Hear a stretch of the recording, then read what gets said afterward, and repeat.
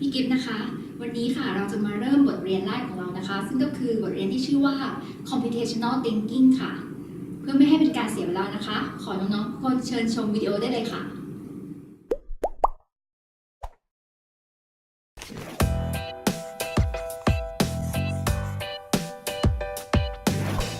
Usually a teacher will read that big math problem in the beginning of the lesson and think that their students aren't quite ready for it. And it's true, they're not quite ready. That's why you need to take that big complicated problem and break it up into smaller pieces. By giving them the power to do it on their own, it'll teach them how capable they are of solving things that they would have otherwise thought are just too hard. Okay, so has anybody ever had a problem that is so big that it seems like you cannot do it by yourself? How about cleaning your room? Right? Has your mom ever told you to go in and clean your room and you're like, oh. Yeah. But what if your mom says, hey, go in and put your clothes in a pile? Does that seem so hard? Or go in and pick up your books. Is that so hard? Yes. No, sometimes. I don't even read books. But you can get to the exact same place doing little steps at a time, right? So that's what our lesson is going to be about today. We're going to learn about computational thinking. So to start out, I'm going to ask you to add some numbers in your head. You said you all know addition, right? Okay, here we go. I want you to add the numbers from 1 to 200 in your head. Ready? Go. You have 30 seconds. To do what? Add all the numbers from 1 to 200 in your head. Okay? Go.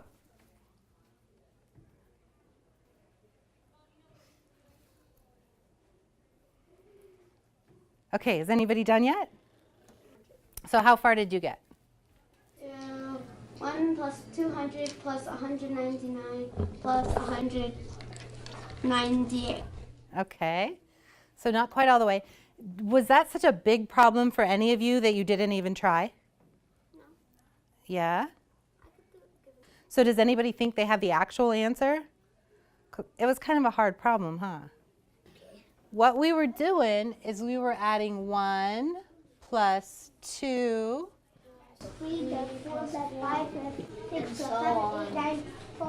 and then plus 199.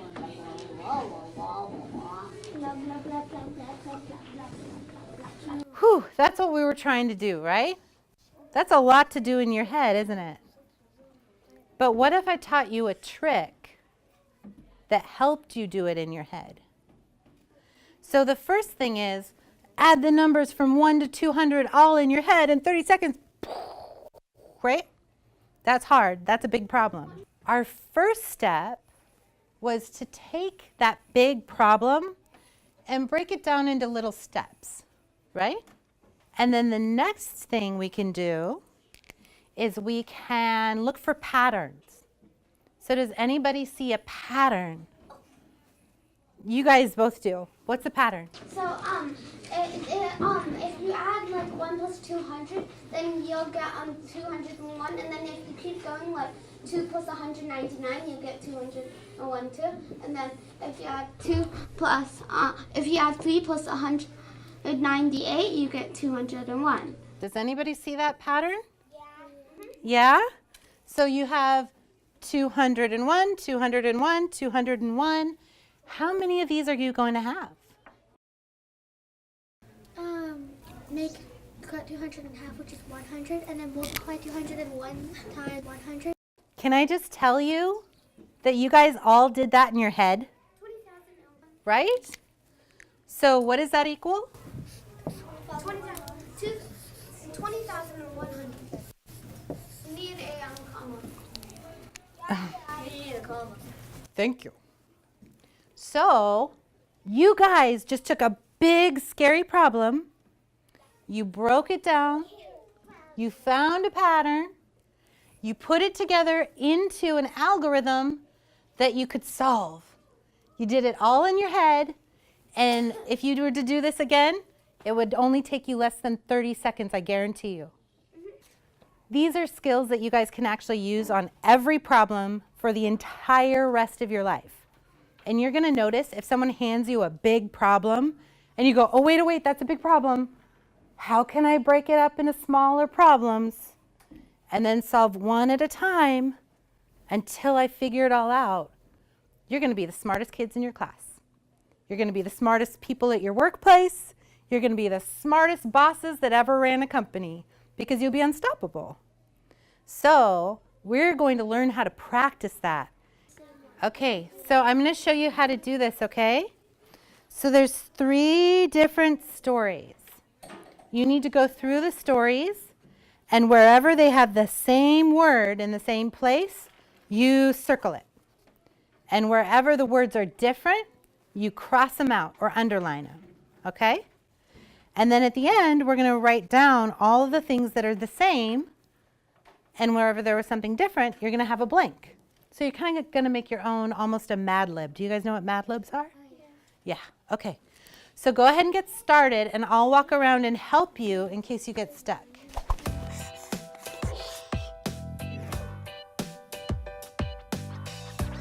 There is an obvious pattern, and teachers like to make sure that the kids pick up on it. But it's enough for the kids to come up with their own thoughts based on the game.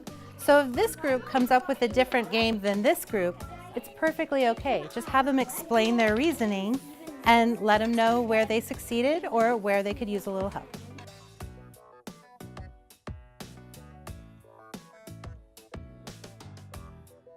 So read it out loud to me. I chose a blank and rolled a blank, then a blank, then a blank. That means I need to draw a blank blank on my blank. Okay, so now you have to figure out how to play the game based on what you just wrote. So I chose a blank, and they said lion, donkey, and puppy. And so I can make it. So what do you think is the first thing you need to do? I chose a... And I gotta choose one, either this one, or that one. You can choose any of them you want. Okay? So now you know your first step of your game.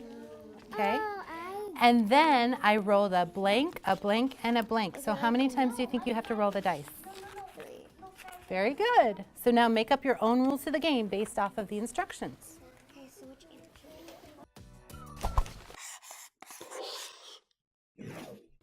So now what we're going to do is we're going to think about the game that we just played. You had a big problem. You had to figure out how to make directions to this game. And you needed to break it down into little bits, which you did by having 3 different stories. You had to find patterns. And what were the things that were patterns? What were those? Yeah. You'd always choose an animal, you'd always roll the dice. Right, so there were some things that were the same in every story, and you circled them, right? Then we had to use abstraction, which was taking out all the details. Because the things that were different, we wanted to just ignore that till we were ready to create our own story. So what did we do? Write it down. We crossed it out, right? And we made an underline there. So we ended up with words and underlines that let us make our own story. And that became our algorithm for creating rules to our game. So this is what we do in computer science all the time.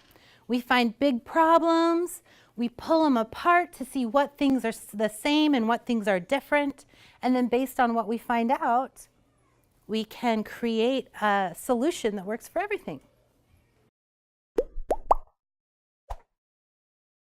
ตอนนี้นะคะเราก็มาทบทวนกันนะคะว่าคำศัพท์ที่เกี่ยวข้องกับการคิดแบบคอมพิวเตอร์เนี่ยมีอะไรบ้างคำแรกค่ะ algorithm ค่ะคำนี้นะคะแปลว่าชุดของคำสั่งค่ะเพื่อแก้ปัญหาต่างๆคำที่สองนะคะ decompose ค่ะคำนี้นะคะแปลว่าการแตกปัญหาออกเป็นปัญหาย่อยๆเล็กๆค่ะคำที่สามค่ะ abstraction คำนี้นะคะแปลว่าการแยกความแตกต่างออกจากกันค่ะเพื่อให้การแก้ปัญหาเนี่ยสามารถใช้กับปัญหาหลายๆอย่างได้ค่ะสุดท้ายนะคะ pattern matching ค่ะคำนี้นะคะแปลว่าการหาความเหมือนระหว่างสิ่งต่างๆค่ะ ค่ะสำหรับกิจกรรมของเราในวันนี้นะคะ ก็ต้องเริ่มจากการที่น้องๆทุกคนนะคะ ไปปริ้นค่ะ แบบฝึกหัดนะคะ หน้าตาแบบนี้ตามลิงก์ที่ให้ข้างล่างนี้ค่ะ แล้วก็อีกอย่างหนึ่งนะคะน้องๆก็จะต้องไปเตรียมค่ะดินสอสีค่ะ หรือว่าปากกาสีต่างๆนะคะ ที่ประกอบไปด้วยสีแดง สีฟ้า สีเหลืองสีเขียว สีชมพูแล้วก็สีดำค่ะสำหรับแบบฝึกหัดของเรานะคะน้องๆก็เริ่มจากหน้า1ก่อนเลยค่ะหน้านี้นะคะก็จะมีคำอธิบายค่ะของ player 1 2 และ 3 นะคะ3อันนี้ค่ะอ่านให้ครบหมดเลยทั้ง3อันพออ่านเสร็จแล้วค่ะทำการวงกลมนะคะสิ่งที่เหมือนกันระหว่าง player ทั้ง3คนนี้หลังจากนั้นค่ะสิ่งที่แตกต่างกันระหว่าง player ทั้ง3คนนี้ให้น้องๆขีดเส้นใต้เอาไว้นะคะหลังจากนั้นนะคะน้องๆก็จะต้องมาเขียนชุดคำสั่งข้างล่างตรงนี้นะคะโดยการที่เลือกเฉพาะคำที่อยู่ในวงกลมค่ะเขียนลงไปในชุดคำสั่งค่ะอย่างเช่นนะคะตัวอย่างนะคะน้องจะเห็นว่ามีคำว่า I chose up อยู่ที่ player 1 player 2 และ player 3 ค่ะทั้ง3อันนะคะยุบลงมาเขียนแค่ I chose up ที่ตรงข้างล่างนี้คำเดียวเท่านั้นนะคะส่วนคำที่แตกต่างกันนะคะอย่างเช่นคำว่า lion donkey แล้วก็ puppy นะคะคำนี้3คำนี้นะคะไม่ต้องเขียนลงไปค่ะแต่เว้นที่เอาไว้แล้วก็ขีดเส้นใต้เอาไว้ค่ะเป็นยังไงบ้างคะทำกันได้ไหมเอ่ยเรามาดูเฉลยกันเลยดีกว่าค่ะค่ะแล้วเราก็จะต้องมาเติมคำนะคะลงไปในชุดคำสั่งของเราค่ะโดยที่คำแรกนะคะจะต้องมาจากคำสั่งที่เกี่ยวกับสัตว์ทั้ง6ตัวนี้ค่ะเลือกมาตัวใดตัวหนึ่งก็ได้ที่น้องๆชอบนะคะแล้วก็ใส่ไปในช่องแรกค่ะส่วนช่องที่เหลือทั้งหมดนะคะน้องๆจะต้องใส่เป็นตัวเลขค่ะ 1-6 เลขอะไรก็ได้ค่ะใส่ลงไปในช่องที่เหลือทั้งหมดค่ะสำหรับประโยคที่2นะคะก็ถึงเวลาแล้วที่น้องๆจะต้องใช้คำศัพท์ค่ะที่อยู่ในหน้า row catalog อันนี้นะคะเพื่อที่จะแปลงตัวเลขค่ะให้เป็นคำศัพท์แล้วก็ไปใส่ในประโยคที่2ค่ะยกตัวอย่างเช่นถ้าตัวเลขอันแรกที่เลือกเป็นเลข2นะคะให้มาที่หมวดแรกค่ะ color นะคะแล้วก็ดูซิว่ามันเป็นคำว่าอะไรเช่นคำเลข2นะคะเป็นคำว่า blue ก็ใส่ blue ลงไปในช่องนั้นค่ะช่องต่อมาค่ะจะต้องเป็นของหมวด item นะคะถ้าพี่เลือกเลข1ค่ะพี่ต้องใส่คำว่า cell phone ค่ะเข้าไปในช่องนั้นค่ะส่วนช่องที่3นะคะเป็นชื่อสัตว์ค่ะเป็นชื่อเดียวกับที่น้องๆเลือกชนิดของสัตว์ที่น้องชอบไปในตอนแรกนะคะและก็ช่องสุดท้ายค่ะน้องจะต้องเลือกคำจากหมวด part นะคะและถ้าเกิดว่าเราเลือกเลข6ค่ะเราก็ใส่คำว่า back ลงไปในช่องว่างช่องนั้นค่ะและสุดท้ายนะคะเราก็จะต้องเอาประโยคคำสั่งค่ะในประโยคที่2นะคะมาทำการวาดลงไปบนสัตว์ที่เราได้เลือกเอาไว้ค่ะอย่างเช่นของพี่นะคะเป็นตัวอย่างที่ว่า draw a blue cell phone on the fox back พี่ก็จะต้องทำการวาดรูปมือถือสีฟ้าค่ะบนหลังของสุนัขจิ้งจอกตัวนี้ค่ะแล้วเสร็จแล้วนะคะน้องๆก็อย่าลืมถ่ายรูปนะคะแล้วก็ส่งผลงานของน้องๆค่ะมาที่ Facebook Fanpage Tech for Thailand ของเราด้วยนะคะ